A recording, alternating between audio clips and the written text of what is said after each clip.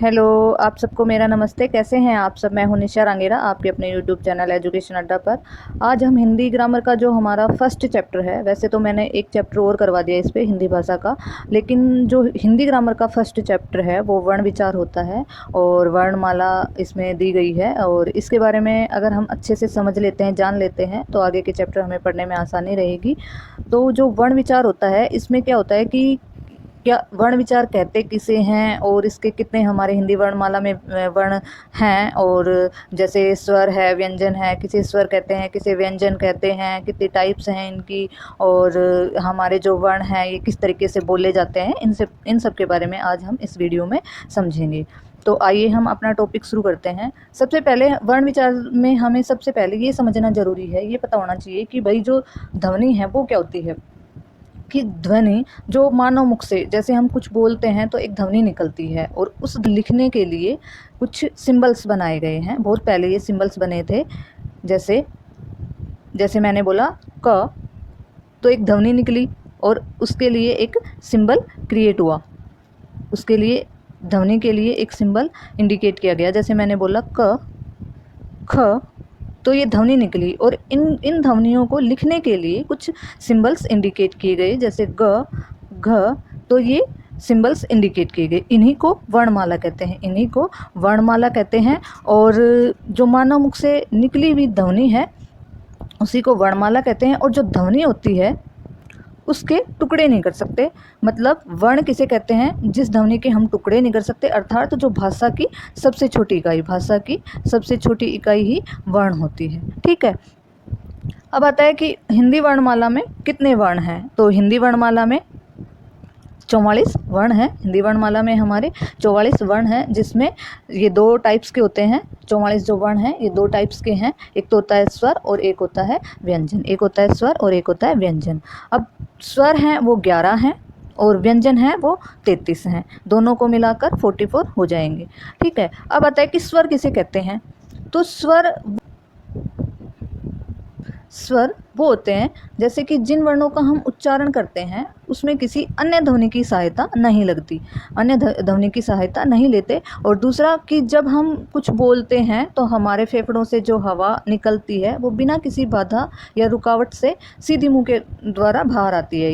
या हम ऐसे कह सकते हैं कि जो वर्ण बहुत ही ईजिली, बहुत ही आराम से बोले जाते हैं उनको स्वर कहते हैं। और स्वरों की संख्या होती है 11। जैसे अ, आ, ई, उ, री, ए, ऐ, ओ, औ। तो ये 11 स्वर हैं। 11 स्वर हैं, जिसमें जो री है, मैंने इसको गोला किया है, ये जो री है ये सिर्फ संस्कृत या तत्सम के शब्दों में प्रयोग होती है। या तो संस्कृत या तत्सम में कोई बदलाव नहीं हुआ है, उन्हें तत्सम शब्द कहते हैं। तो जो री है इसका प्रयोग ज़्यादा संस्कृत या तत्सम के शब्दों में प्रयोग होता है। जैसे एक वर्ड है गृह कार्य, वर्ड है गृह कार्य। कई लोग तो इसको गृह कार्य बोलते हैं, लेकिन ये गलत है। गृह कार्य नहीं होता, गृह कार्य होता है। एक वर्ड है मातृ, मातृ। ठीक है। तो ये री जो है ये संस्कृत या तत्सम के शब्दों में इसका यूज ज़्यादा होता है। ठीक है। अब आगे आता है कि इसमें ये हम बाद में करेंगे, पहले हम ये देख लेते हैं यहाँ पे कि पूछ लेता है क्वेश्चन में कि भाई बताओ मात्राओं की संख्या कितनी है। तो हम देख लेते हैं कि भाई हमारे 11 स्वर हैं तो हमारे 11 ही मात्राएं होंगी। नहीं, क्योंकि हमारा जो अ है उसकी कोई मात्रा नहीं होती, इसकी कोई मात्रा नहीं होती। आगे जो वर्ण है आ, ई, उ, री, ए, ऐ, ओ, औ, इन सब की मात्राएं होती हैं। तो इन सब की मात्राएं होती हैं तो हमारे स्वर तो 11 हैं, लेकिन मात्राओं की संख्या 10 है। और जो अ है उसकी कोई मात्रा नहीं होती। इस प्रकार से मात्राओं की संख्या 10 है। अब आगे इसको हम, ये जो हैं इनको हम थोड़ी देर बाद करेंगे, पहले हम आगे देख लेते हैं। अब आता है कि जो स्वर हैं जो बहुत ही इजीली बोले जाते हैं उनको स्वर कहते हैं। स्वरों की संख्या 11 है। तो बोलता है कि स्वर कितने टाइप्स के हैं। तो स्वर मेनली तो दो टाइप्स के होते हैं। एक तो होता है मूल स्वर या हृस्व स्वर, एक होता है दीर्घ स्वर। लेकिन तीसरा प्लुत स्वर जिसको हमने बचपन में पढ़ा है उसको भी हम पढ़ लेंगे, लेकिन मेनली ये सिर्फ दो ही होते हैं। बेसिकली ये दो ही आते हैं। तो सबसे पहले आता है कि मूल स्वर या हृस्व स्वर किसे कहते हैं। तो जिन स्वरों का उच्चारण करते समय बहुत कम समय लगता है, मूल स्वर उन्हें कहते हैं जिनका उच्चारण करते समय बहुत ही कम समय लगता है। इनकी संख्या है 4। और जैसे ये वर्ण हैं इनके, जैसे अ, ई, उ, री, अ, ई, उ, री। इसको हम आयुर, जो एक हर्बल कंपनी है आयुर, उसके द्वारा याद कर लेंगे। इसका एक शैम्पू आता था, अभी भी आता होगा शायद। तो आयुर, इसके द्वारा हम याद कर लेंगे। ये याद करने के लिए है ए से अ, वाई से ई, यू से उ और आर से री। इस तरह से हम इसको याद कर लेंगे। मूल स्वर वो होते हैं जिनका उच्चारण करते समय बहुत कम समय लगता है। इन्हें लघु स्वर भी कहते हैं, हृस्व स्वर भी कहते हैं और इनकी संख्या 4 है।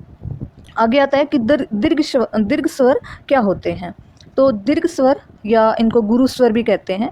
तो दीर्घ स्वर वो होते हैं जिनका उच्चारण करते समय, बोलते समय अधिक समय लगता है। मूल स्वर में तो कम समय लगता है और दीर्घ स्वर में अधिक समय लगता है। इनकी संख्या होती है 7। इनकी संख्या कितनी है? 7। और जैसे है आ, ई, उ, ए, आई, ओ, औ, ये हैं 7। आप इसको ऐसे याद कर लीजिए कि जैसे मूल स्वर हैं वो हमारे 4 हैं। कौन कौन से? अ, ई, उ, री। ये 4 आप याद कर लो। बाकी जो बच गए वो सारे दीर्घ स्वर हैं। जिन स्वरों का उच्चारण करते समय ज़्यादा समय लगता है वो दीर्घ स्वर होते हैं। इनकी संख्या 7 है। और आप मूल स्वर के जो 4 स्वर हैं उनको याद कर लीजिए, बाकी बच गए वो सारे दीर्घ स्वर होते हैं। अब आगे आता है प्लुत स्वर।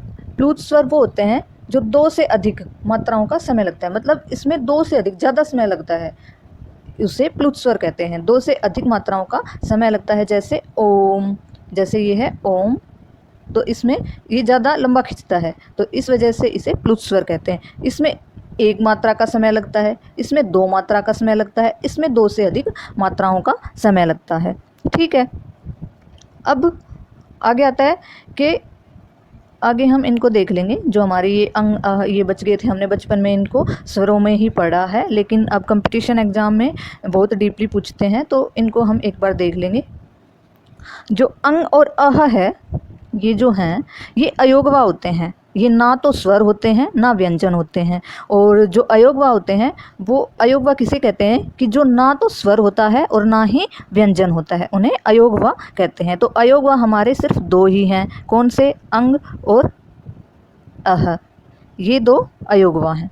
ठीक है। अब आता है कि अयोगवा 2 प्रकार के होते हैं। अयोगवा भी 2 प्रकार के होते हैं। कौन कौन से? एक होता है अनुस्वार और एक होता है विसर्ग। अनुस्वार और विसर्ग, ये 2 प्रकार के होते हैं। इसमें जो अनुस्वार होता है उसका उच्चारण जब हम करते हैं, अनुस्वार का उच्चारण करते समय जो हवा है वो सिर्फ नाक के द्वारा, हवा है वो सिर्फ नाक के द्वारा बाहर निकलती है। जो नाक के द्वारा हवा बाहर निकलती है उन्हें अनुस्वार कहते हैं। जैसे मैंने एग्जाम्पल यहाँ दिया है अंग और अंक, गंगा। तो इनको हम जब बोलेंगे अंग, अंक, गंगा, तो ना आप महसूस करेंगे कि नाक के द्वारा हवा बाहर निकल रही है ये वर्ड बोलते टाइम, तो इन्हें अनुस्वार कहते हैं। एक होता है विसर्ग। अयोगवा 2 प्रकार के, अनुस्वार और विसर्ग। एक होता है विसर्ग। विसर्ग का उच्चारण करते समय है ध्वनि निकलती है। विसर्ग का जब हम उच्चारण करते हैं तो है के समान ध्वनि निकलती है। तो जैसे ये है प्राय, आप बोल के देखिए, खुद समझ लेंगे। प्राय, प्रातः, तो इनको बोलते समय है की ध्वनि निकलती है, तो इन्हें विसर्ग कहते हैं। ठीक है। अब इसको ऐसे याद कर लो कि जिसमें नाक के द्वारा ध्वनि निकलती है वो अनुस्वार होता है, और जिसमें है ध्वनि के जिसका उच्चारण करते समय है के समान ध्वनि निकलती है वो विसर्ग होता है। फिर आता है अनुनासिक। अब आता है अनुनासिक किसे कहते हैं? अनुनासिक को इस सिंबल के द्वारा इंडिकेट करते हैं। तो अनुनासिक वो होता है जिसका उच्चारण करते समय नाक और मुख दोनों से हवा निकलती है। जिन स्वरों का उच्चारण करते समय हवा नाक और मुंह दोनों के द्वारा बाहर निकलती है उसे अनुनासिक कहते हैं। अगर आप अनुस्वार और अनुनासिक में थोड़ा कन्फ्यूजन महसूस करते हैं तो आप एक ट्रिक के जरिए इसको याद कर लीजिए कि जैसे एक बिंदु, जिसका सिंबल एक बिंदु है, एक बिंदु से इंडिकेट होता है वो अनुस्वार, जिसमें सिर्फ नाक के द्वारा, एक बिंदी है वो सिर्फ नाक के द्वारा हवा निकलती है वो अनुस्वार है। और जिसमें ये सिंबल है, ये जो सिंबल इंडिकेट करता है, ये जो सिंबल होता है, इसमें नाक और मुख दोनों से ध्वनि निकलती है, उसे अनुनासिक। जिसमें ये वाला सिंबल है, एक तो ये हो गया और एक ये, तो जिसमें 2 सिंबल्स यूज हो रहे हैं और इसमें एक सिंबल यूज हो रहा है वो अनुस्वार। जिसमें एक सिंबल यूज हो रहा है जिसमें नाक से हवा निकलती है वो अनुस्वार, और जिसमें 2 सिंबल यूज हो रहे हैं इसमें नाक और मुख से हवा निकलती है वो अनुनासिक।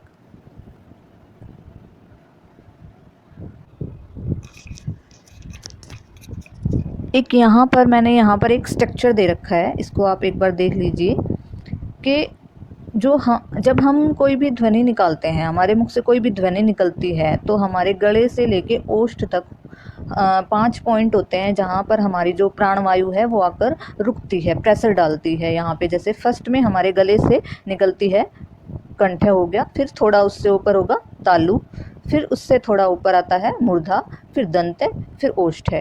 तो इस प्रकार से ये 5 पॉइंट होते हैं जहाँ पर जब हम ध्वनि निकालते हैं तो जो हमारी प्राणवायु होती है वो रुकती है, प्रेशर डालती है और जिससे ध्वनि क्रिएट होती है। तो ये 5 पॉइंट हैं, इनको हम आगे एक एक करके पढ़ेंगे। तो हमने स्वरों के बारे में तो हमने जान लिया है, तो अब हम अपने जो व्यंजन हैं 33 उनके बारे में और पढ़ लेते हैं।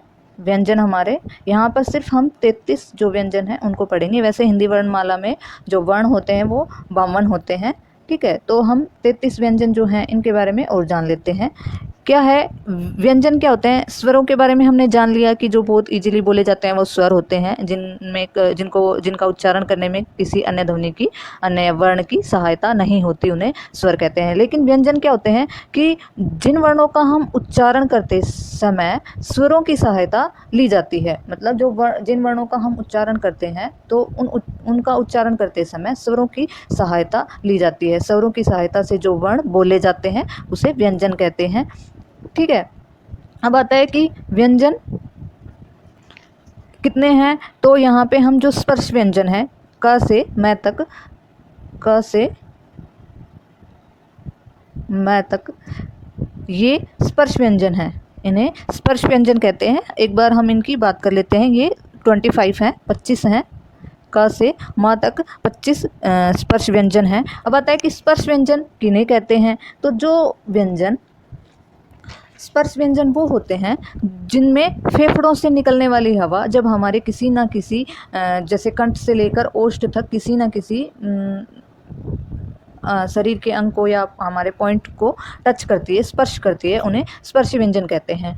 वो व्यंजन जिनमें फेफड़ों से निकलने वाली हवा जब हमारे किसी न किसी शरीर के अंग को स्पर्श करती है उन्हें स्पर्शी व्यंजन कहते हैं। ये क से माँ तक होते हैं और 25 स्पर्शी व्यंजन होते हैं। तो इनमें क्या है कि सबसे पहले जैसे हम क से माँ तक या हमारे पूरे वर्णमाला लगा लो, जैसे हम बड़ी क्लास में होते जाते हैं तो भूलते चले जाते हैं। कई लोगों के साथ ऐसा होता है कि भूलते चले जाते हैं, लेकिन अगर आपको याद नहीं रहता तो सिर्फ आप एक वर्ड याद रखिए, ये वाला कचट तप, कचट तप।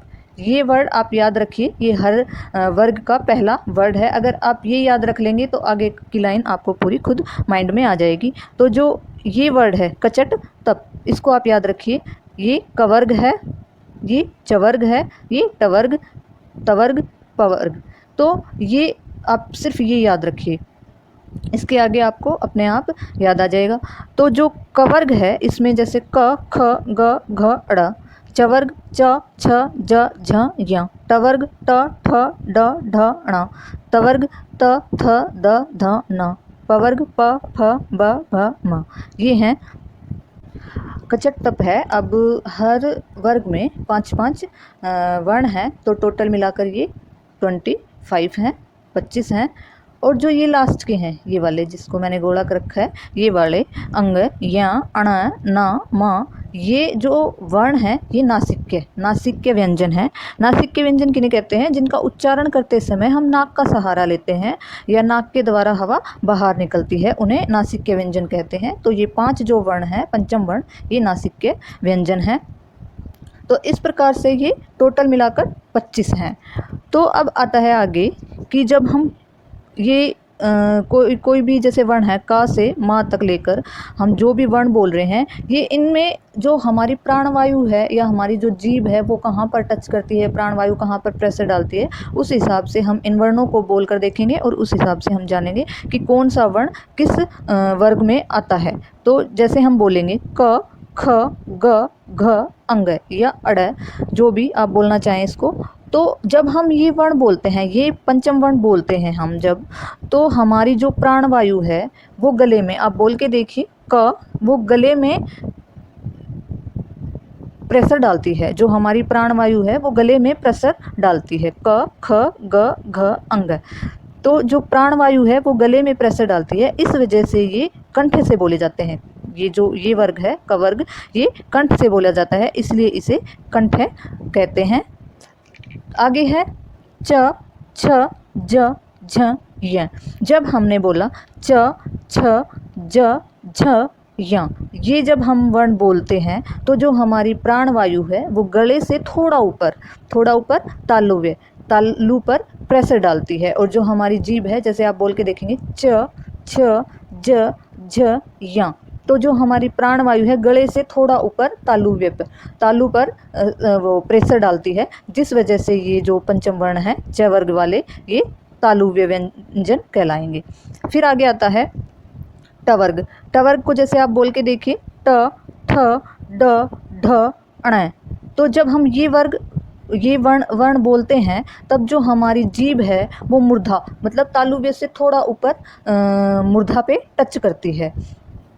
तो ये जब हमारी ज़बान मूर्धा पे टच करती है तो जो हमारी प्राणवायु है गले से निकलकर मूर्धा पर प्रेशर डालती है, जहाँ पर हमारी जीभ टच करती है वहाँ पर प्रेशर डालती है, तो उस हिसाब से इनको मूर्धन्य वर्ण बोलेंगे, क्योंकि ये मूर्धा पर हवा प्रेशर डालती है और हमारी जीभ भी वहाँ टच करती है। जहाँ जीभ टच करती है वहाँ पर हवा जो प्राणवायु है वो प्रेशर डालती है, इसलिए टवर्ग जो होगा वो मूर्धन्य होगा। फिर आगे आता है तवर्ग। तवर्ग को आप बोल के देखिए त, थ, द, ध, न।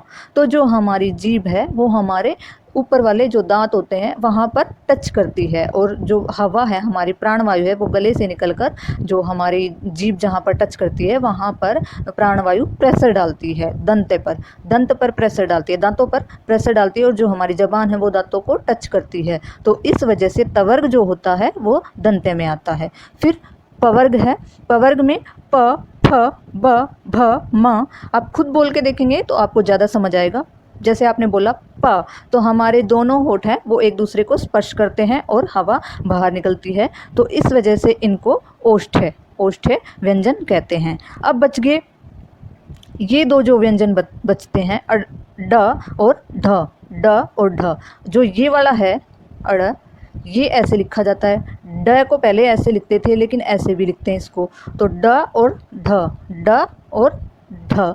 ये जो व्यंजन हैं इनको खड़ी बोली में ज़्यादा यूज किया जाता है। इन व्यंजन को गौण या उत्क्षिप्त व्यंजन भी कहते हैं। उत्क्षिप्त का मतलब होता है फेंका हुआ, उत्क्षिप्त का मतलब होता है फेंका हुआ। गौण या उत्क्षिप्त व्यंजन भी कहते हैं। उत्क्षिप्त का मतलब होता है फेंका हुआ। उत्क्षिप्त का अर्थ है कि जिन वर्णों का उच्चारण करते समय जब हमारी जबान होती है, जीभ होती है, वो झटके से नीचे गिरती है तो उसे उत्क्षिप्त व्यंजन कहते हैं। जैसे आप बोल के देखेंगे ड, ढ, तो हमारी जो जबान है वो ऊपर मूर्धा को टच करके और एकदम से नीचे गिरती है, तो इस तरीके से इनको उत्क्षिप्त या गौण व्यंजन भी कहते हैं। अब आगे आता है कि अब आपने कचर तप याद कर लिया। कचर तप से आपको हर वर्ग की हर लाइन 25 वर्ण याद हो गए। ये जो वर्ण थे ये नासिक के हो गए। आपने देख लिया कि बोल के कि हर वर्ग को कैसे हमने बोला, हर वर्ण को, तो वो हमारी प्राणवायु और हमारी जबान कहाँ पर टच करी उस हिसाब से हमने देख लिया कि वो कौन से वर्ग में आते हैं, कंठ में आते हैं, तालुव्य में आते हैं, कौन से उसमें आते हैं, तो वो भी हमने देख लिया। अब आगे आप इसको, इस सीरीज को कैसे याद करें, इसके लिए आप ये याद रखिए KTM DO। KTM 2 like sound, ATM 2 like sound, ATM 2, लेकिन आप याद रखिए KTM 2। इसको सबसे पहले आता है के से कंठ, त से तालुव्य, म से मूर्धन्य, डी से दंत, ओ से ओष्ठ।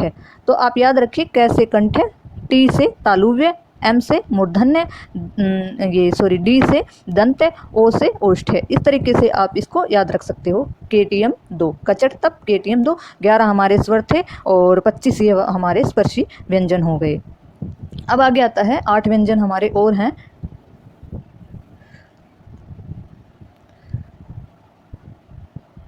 आठ व्यंजन हमारे ये वाले। अब आगे हैं य, र, ल, व। ये जो हमारे व्यंजन हैं ये अंतस्थ व्यंजन हैं, और जो य और व हम जब लिखते हैं य, र, ल, व, ये जो व्यंजन है य और व, आगे और पीछे का, सबसे पहला और लास्ट का, ये दोनों व्यंजन होते हैं, ये अर्ध स्वर होते हैं, इन्हें अर्ध स्वर कहते हैं। इन व्यंजनों को क्या कहते हैं? अर्ध स्वर। और र जो है, र ये होता है लुंठित, और जो ल होता है वो होता है पार्श्विक। ल होता है वो होता है पार्श्विक, और जो र होता है वो लुंठित होता है। तो जो अर्ध स्वर होते हैं इन्हें अर्ध या और व को अर्ध स्वर बोलते हैं। इन्हें संघर्षहीन व्यंजन भी बोलते हैं, इन्हें संघर्षहीन व्यंजन भी बोलते हैं। मतलब कि जिन वर्णों को बोलते समय, उच्चारण करते समय किसी प्रकार का कोई संघर्ष नहीं होता। जैसे हम बोल के देखेंगे य, तो ज़्यादा संघर्ष इसमें नहीं होता, बोलते टाइम व ज़्यादा संघर्ष नहीं होता, तो इसलिए इन्हें संघर्षहीन या अर्ध स्वर व्यंजन कहते हैं। अब आगे आता है र। जब हम बोल के देखेंगे र, तो इसमें क्या होता है कि हमारी जो जीभ है उसमें एक कंपन सी होती है। हमारी जो जीभ है, र का जब हम उच्चारण करते हैं तो हमारी जीभ में 2-3 बार कंपन सा होता है, तो इस वजह से इसे प्रकंपित प्रकंपित वर्ण बोलते हैं। और जो य, र, ल, व, जब हमने र को बोला तो उसमें 2-3 बार जीभ में कंपन पैदा हुई, जिसको इससे प्रकंपित व्यंजन बोलते हैं। और इसको लुंठित, र को लुंठित बोलते हैं। क्यों बोलते हैं? क्योंकि जब जिन व्यंजनों का हम उच्चारण करते हैं तो जो हमारी जीभ होती है वो ऊपर की तरफ गोल हो जाती है, ऊपर की तरफ गोल हो जाती है हमारी जीभ। बोल के देखिए आप, र, तो जो हमारी जिह्वा है वो ऊपर की तरफ गोल हो जाती है। इस प्रकार से इसे लुंठित व्यंजन भी कहते हैं। ल है वो पार्श्विक है, ल पार्श्विक है। क्यों है?